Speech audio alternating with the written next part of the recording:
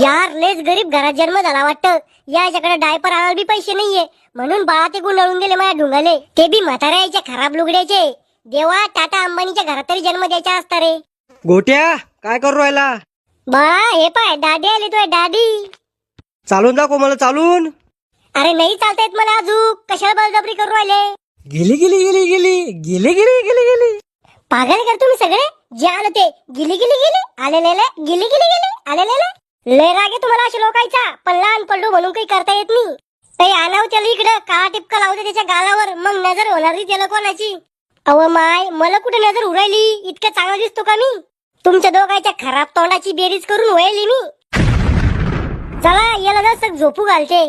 हा हे पटलं भाऊ आपल्याला, कवाची झोपी आले. यग यग गाई बा झोपी जाई. अय गोट्या झोपला का?